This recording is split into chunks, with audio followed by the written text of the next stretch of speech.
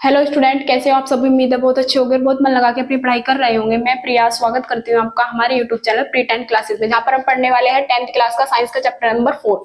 इससे पहले मैंने आपको 3 चैप्टर करा दिए साइंस के, वे वीडियोस आपने जरूर देख लिए होंगे। चैप्टर का नाम है कार्बन एवं उसके यौगिक। आज इसका पार्ट नंबर फर्स्ट है, मतलब 4th चैप्टर की फर्स्ट वीडियो है। इसमें हम पढ़ेंगे सबसे पहले कार्बन के बारे में। कार्बन क्या होता है, इसमें कार्बन और कार्बन के यौगिक के बारे में ही हमें पढ़ना है। देखो कार्बन क्या होता है। कार्बन सर्वोत्मुखी तत्व है। सर्वोत्मुखी तत्व का मतलब अधिकतर सब चीजों में क्या पाया जाता है, हमारा कार्बन। ठीक है, सभी जीवों की संरचना कार्बन पर आधारित है। सभी जीवों की जो संरचना है, जो बने हुए हैं सभी जीव, सब किस पे आधारित है, कार्बन पर। भूपर्पटी एवं वायुमंडल में कार्बन अति अल्प मात्रा में उपस्थित है। भूपर्पटी का मतलब होता है जो भूमि के अंदर ना, या भूमि की सतह पे क्या पाया जाता है, मतलब कार्बन बहुत कम मात्रा में है फिर भी, और वायुमंडल में भी। यह हमारे उपयोग में आने वाली वस्तुओं का आधार है। जैसे हमारे उपयोग में क्या आती है, भोजन, दवा, कपड़े, इन सब का क्या है, आधार। अब हम और जानकारी लिखेंगे कार्बन की। कार्बन का परमाणु क्रमांक कितना होता है, कार्बन का परमाणु क्रमांक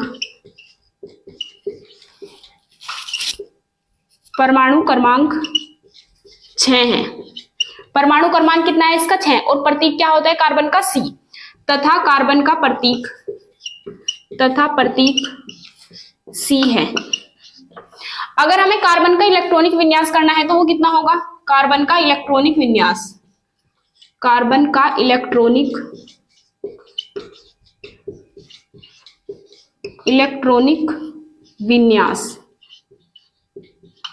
देखो जैसे कि कार्बन है, कार्बन का परमाणु क्रमांक कितना होता है, 6। इलेक्ट्रॉनिक विन्यास करेंगे तो पहली कक्षा में 2 इलेक्ट्रॉन और दूसरी में 4, क्योंकि 4 और 2 6 है। तो पहली कक्षा में तो अधिकतम कितने इलेक्ट्रॉन आ सकते हैं, 2, और बाकी बचे हुए किस में जाएंगे, दूसरी कक्षा में। 4 और 2 6 है तो ये 6, ये इसका क्या हो गया, इलेक्ट्रॉनिक विन्यास। ठीक है, अब हम लिखेंगे कार्बन में कार्बन का परमाणु भार कितना होता है, 12। देखो जो कार्बन का परमाणु भार होता है, इसके परमाणु क्रमांक का डबल होता है। ये परमाणु क्रमांक 6 है तो परमाणु भार कितना है, 12। परमाणु भार बराबर कितना होता है, 12। और परमाणु भार को हम A से लिखते हैं। ठीक है, परमाणु भार को A से लिखते हैं, और परमाणु क्रमांक को किससे लिखते हैं, Z से। ये भी लिख देते हैं हम, कार्बन का परमाणु क्रमांक लिखेंगे Z से। परमाणु क्रमांक किससे लिखा जाता है, Z से। वो कितना होता है, 6। ठीक है, अब हम लिखेंगे कार्बन में कितने इलेक्ट्रॉन पाए जाते हैं, कितने प्रोटॉन पाए जाते हैं, कितने न्यूट्रॉन पाए जाते हैं। देखो अगर हमें लिखने हैं कार्बन में इलेक्ट्रॉन, मोस्ट इंपोर्टेंट है ये तीनों चीजें याद रखना आप। कार्बन में इलेक्ट्रॉन, देखो कार्बन में कितने इलेक्ट्रॉन होते हैं, जो उसका परमाणु क्रमांक होता है उतने ही इलेक्ट्रॉन होते हैं। जैसे कि यही तो इलेक्ट्रॉन है, यही परमाणु क्रमांक है। परमाणु क्रमांक से ही 2 इलेक्ट्रॉन, पहली कक्षा में 2 इलेक्ट्रॉन, दूसरी कक्षा में 4 इलेक्ट्रॉन। तो 4 और 2 6, तो इलेक्ट्रॉन कितने हो गए हमारे पास कार्बन में, 6। अब हम निकालेंगे कार्बन में प्रोटॉन। कार्बन के नाभिक में प्रोटॉन, क्योंकि प्रोटॉन तो कहां होते हैं, नाभिक में।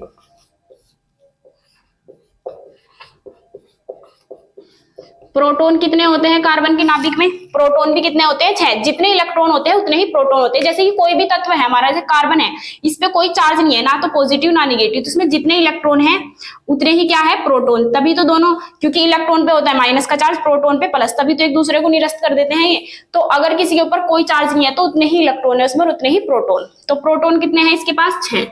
अब हम निकालेंगे न्यूट्रॉन। कार्बन में न्यूट्रॉन कितने होते हैं, न्यूट्रॉन का सूत्र याद रखना आप।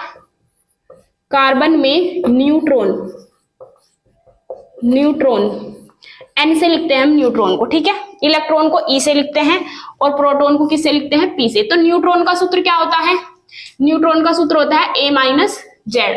मतलब जो परमाणु भार है उसमें से हम परमाणु क्रमांक को घटा देते हैं, तो क्या आ जाता है, परमाणु वो न्यूट्रॉनों की संख्या। परमाणु भार है 12 और माइनस परमाणु क्रमांक है 6, तो 12 में से 6 गए 6। तो हमें याद रखना है कार्बन में इलेक्ट्रॉन भी कितने हैं, 6। कार्बन में प्रोटॉन भी कितने हैं, 6। कार्बन में न्यूट्रॉन भी कितने हैं, 6। उम्मीद है आपको समझ आ गया होगा। अब आप इसका स्क्रीनशॉट लेके नोट कर सकते हैं।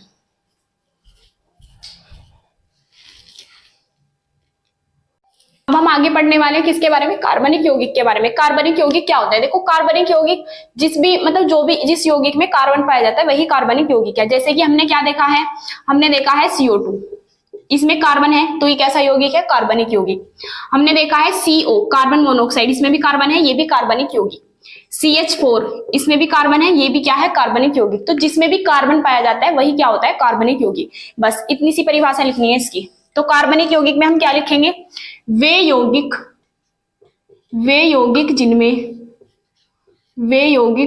जिनमें कार्बन पाया जाता है, कार्बन पाया जाता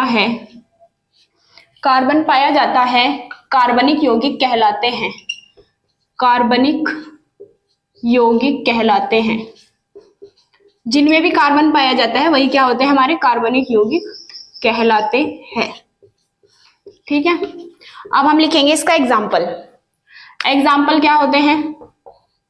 जैसे कि CH4 होती है हमारी मीथेन गैस। ये कैसे बना है ये हम आगे सिखाएंगे।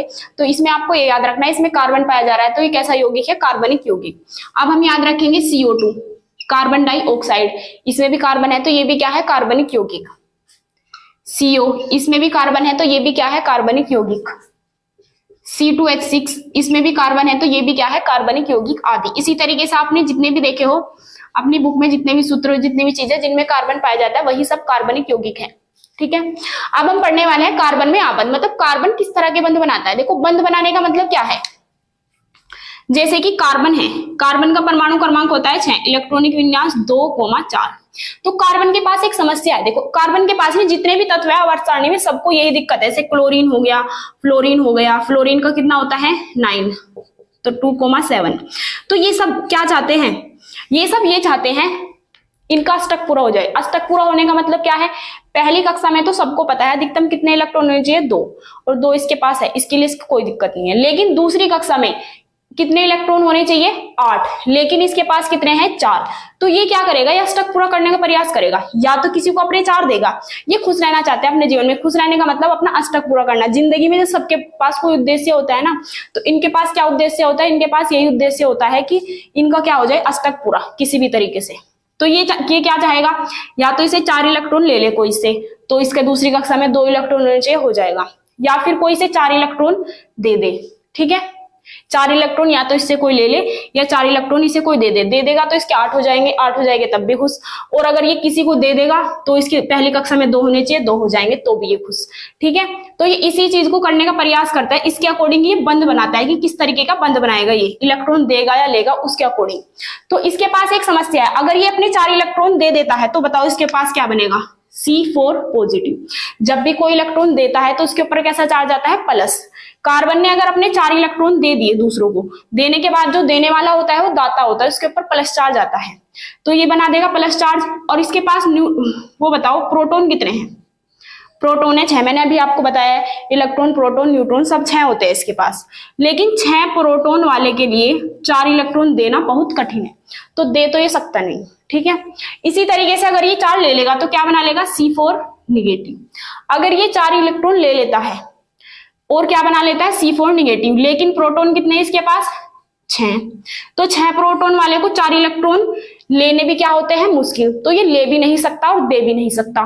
तो ये क्या करता है? इस समस्या को सुलझाने के लिए ये इलेक्ट्रॉनों की करता है साझेदारी, और उसके द्वारा बंध बनाता है सहसंयोजक आबंध। तो कैसा बंध बनाता है ये? सहसंयोजक आबंध। तो हम इसको अब लिखेंगे थ्योरी वाइज, तब समझ आएगा। तो इसमें हम पहला पॉइंट लिखेंगे कार्बन। पहले हम ये लिख लेंगे, कार्बन का परमाणु क्रमांक 6, इलेक्ट्रॉनिक विन्यास 2,4। कार्बन क्या करेगा अपना अष्टक पूरा करने के लिए? कार्बन अपना अष्टक पूरा करने के लिए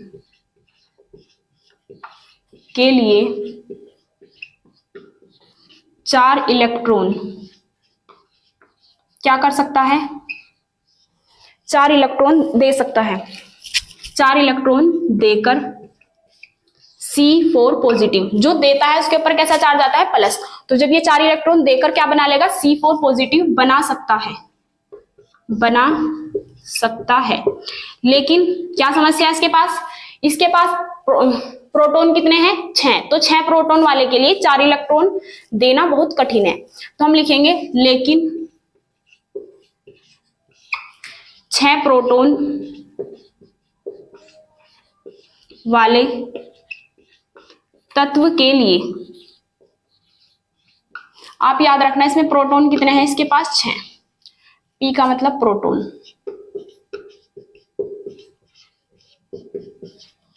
लेकिन 6 प्रोटॉन वाले तत्व के लिए 4 इलेक्ट्रॉन देना संभव नहीं है, संभव नहीं है। और संभव नहीं है तो क्या करेगा, ये इलेक्ट्रॉन अपने नहीं दे सकता। इसी तरह दूसरी कंडीशन लिखेंगे हम, इसमें लिखेंगे कार्बन अपना अष्टक पूरा करने के लिए, अष्टक पूरा करने के लिए 4 इलेक्ट्रॉन क्या कर सकता है, लेकर C4 निगेटिव क्या बना सकता है, C4 निगेटिव बना सकता है, लेकिन 6 प्रोटॉन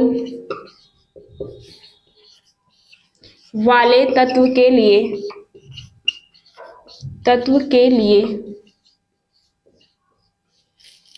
4 इलेक्ट्रॉन लेना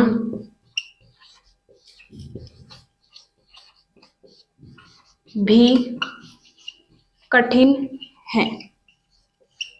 तो भाई कार्बन के पास समस्या आ गई, ना तो ये 4 दे सकता ना ये 4 ले सकता। तो ये क्या करेगा, इस समस्या को सुलझाने के लिए कार्बन क्या करता है, इलेक्ट्रॉनों की साझेदारी। साझेदारी का मतलब है ये अपने 4 इलेक्ट्रॉन जिसे देगा उससे ही 4 ले लेगा, अष्टक उसका भी पूरा कर देगा और अपना भी पूरा कर लेगा। ठीक है, तो हम लिखेंगे इस समस्या को सुलझाने के लिए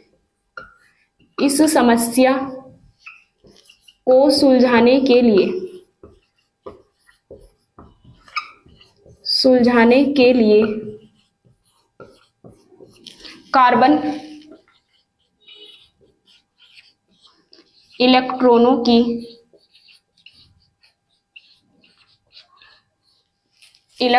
की साझेदारी करता है। क्या करता है, साझेदारी करता है। उम्मीद है आपको समझ आ गया होगा। अब आप इसका स्क्रीनशॉट लेके नोट कर सकते हैं।